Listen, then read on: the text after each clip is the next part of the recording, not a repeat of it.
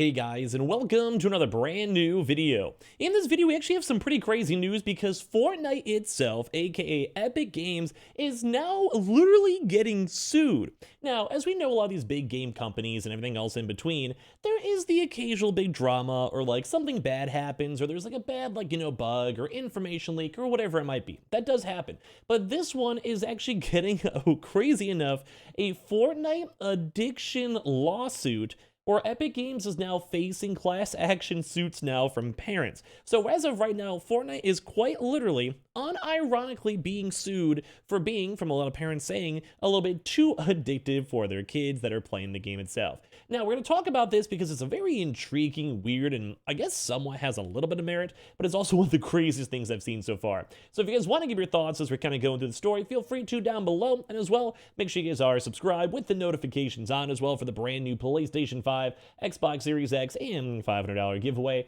We have the Amazon links down below, the Target links down below, and of course the Twitter and Twitch as I mentioned, and let's dive into the news, and hopefully all your kids out there, or if you guys are kids yourselves, you guys don't get addicted to Fortnite because, well, I don't think college usually likes that. I don't think girlfriends usually like that. I mean, some might. Who knows? You never know. You have a nice little gaming girlfriend, whatever. But let's go and talk about this ongoing now brand new lawsuit over here. So we've been seeing this a lot. This is all on regards to like ABC, but we've seen this on all the mainstream media at this point where they're going and highlighting up the Fortnite addiction lawsuit, where Epic Games themselves, the makers of Fortnite and Unreal Engine and all that, are now facing class action suits from parents themselves. Now, it's kind of funny too, because I literally am sponsored by Fortnite. Like, I literally am doing a sponsored campaign on Tuesday and Thursday. So I did one, yesterday and doing one tomorrow for Fortnite itself. So I think I might be, hopefully I'm not involved in this lawsuit. Hopefully none of you guys come after me if you guys see my tweets or hashtag ads or whatever it might be.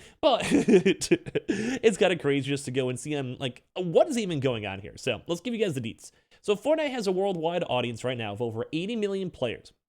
And I'm sure a lot of you guys know, Fortnite is one of the most profitable games out there with skins and microtransactions and DLCs, but as well, probably one of the most played games when it comes to crossplay, when it comes to free-to-play, and of course, just I'm sure everyone has either heard of it or played it themselves. I'm sure you guys all know. And that's why it's kind of crazy because parents are now assuming this is literally addiction and their kids cannot get off of it, which is crazy to see. So according to this suit over here, parents are arguing that their children experience symptoms of just pure addiction to Fortnite, like things such as not eating, not sleeping, or even showering. So the parents suing the makers of the popular game Fortnite have now cleared a legal hurdle. A judge is allowing a class action lawsuit to move forward. So it's not just like someone kind of casually going and calling out like a lawsuit, being like, "Oh, I'm gonna sue you." No. This is even next level where it's literally now a judge themselves have kind of reviewed it. They've looked at the claims and they're like, sure, let's see what happens over here. So the suit basically claims that the game is specifically designed to get kids addicted. Like, it's not to the point where the game itself is like a super fun game and people just get inherently addicted to it. It's more so on them saying that this game is so like fundamentally designed for people to play the game and want to keep on playing the game until no matter what, because that's just like how it was fundamentally made. Almost kind of think like a thing like a gambling, where if you guys go have something like gambling, yes, it's like meant to be addictive. Like you get the flashy lights, you get the colors, you get like the dopamine, you get like it's always gonna be one more, or it's always your next spin, or you might get these free spins, you might get your free stuff. But at the end of the day, you're probably just gonna be losing money because why else does gambling exist? And they're kind of thinking more of that mindset rather than, oh, it's fun and it's addicting. It's more of they have boardrooms of people making flashing colors and specific things and microtransactions and everything else in between to make it so kids and other folks out there are properly addicted to it. So that newly authorized class action lawsuit filed on behalf of parents in Canada alleges that Epic Games designed Fortnite to create a dependency in users and failed to provide warnings of their risks then associated with just playing the game. Now, those are some pretty kind of hardcore risks to go and be pulling out over here. First of all, let me know if you guys agree. Like, we'll kind of go through this one. I'm kind of indifferent where I think like, yeah, there's probably some bad marketing tactics there's ongoing with the game, sure. But I feel like when people play other games, I played it myself. I'm not a kid per se, but like, I guess it kind of makes sense if they want to try to reach it. I guess it's up for the judge to kind of judge on it. But in my mind, I don't think it's necessarily just addicting. They're just trying to have people play the game and have as much, playtime as possible. But I would love to hear your thoughts down below. So, an online video games, which has a teen rating, is an interactive combat game with advanced graphics and has more than 250 million registered users worldwide. Boston mom, Deanna Greenstein, said that she noticed her 12 and 13-year-old sons become obsessed almost instantly. She says it really consumes their lives, that they were coming home from school and they didn't want to go outside to play basketball. They want to go outside and physically hang out with their friends. They just didn't want to do anything. And they said that she even notices a change in their behavior. Now, I kind of want to just chime in here. I mean, I could be wrong. We'd have to probably like see what happens in court or psychology and all of that. But I feel like that's just how stuff is nowadays. Like when I was a kid, I'd obviously go outside because I was a little bit right before the time of internet and online being pretty mainstream. Well, when I was around like 13, 14, 15, that's when the Xbox 360 came out. And, I was playing like RuneScape online, or I'd be doing stuff like on Xbox 360 with Halo 3 or Call of Duty Modern Warfare 2. And at a certain point, I was more so kind of just using that as a social thing to hang out with my friends. We all kind of play something fun in the background, and it'd be like a 50-50. Like sometimes we wouldn't even be playing a game. We'd just be in a party chat just talking about life and just chilling, or, doing custom lobbies and hanging out. And I don't think this is necessarily a bad thing because that's just how people are nowadays on Twitter, on TikTok, on Facebook, on Telegram, whatever it might be, watching YouTube videos. It's kind of just how people are and kind of communicate nowadays. But she even goes to say a little bit more further, where she says she even noticed a change in their behavior. I didn't like how angry it made them. I would definitely say it's addictive, Greenstein said. So the World Health Organization has categorized video game addiction as a mental health disorder, which I feel like I'm probably a part of that one with how much I stream up on my Twitch. Not good. Not good for me. That said, they actually, just like with a drug or alcohol, they actually experience withdrawals, Dr. Andrew Newberg said. Symptoms they might feel like kind of down or upset or irritable when they're not able to play their games.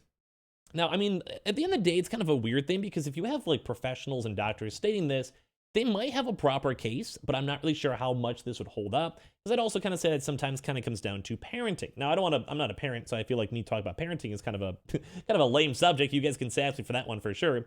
But in my mind, I feel like if your kids are getting like playing video games 24/7, they don't want to go out, you almost need to incentivize them. You almost want to make it fun. You want to maybe go and join them, or maybe like, hey, we're gonna have a family day outside. We're gonna go and like just do something. We're gonna go see a museum. We're gonna go for a walk. It doesn't have to cost money. And I feel that's almost kind of comes down to parenting. Because if you're a bad parent and you let your kids go and play games 24/7, that's also kind of on you. Like, yeah, something like a Fortnite or other random various games might have certain tendencies to make people want to spend money or play more, which I think is an issue by itself for sure.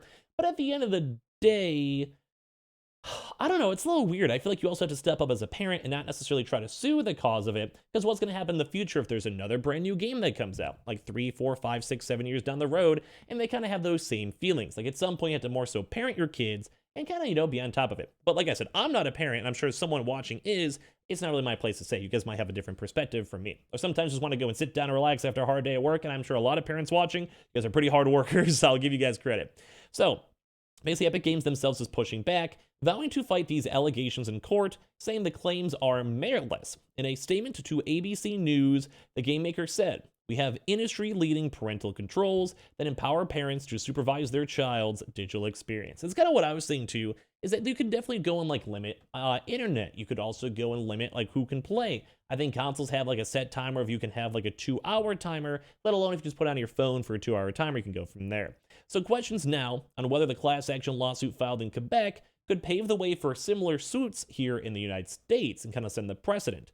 However, the tool used by the American Psychiatric Association, called the Diagnostic and Statistic Manual, or DSM, does not classify gaming addiction as a mental disorder. So we're kind of seeing some conflicting things because some folks are saying, yeah, this is a proper issue, and some folks are saying, yeah, it's a problem, but it's not necessarily something as bad as like a depression or like an ADHD or something along those lines.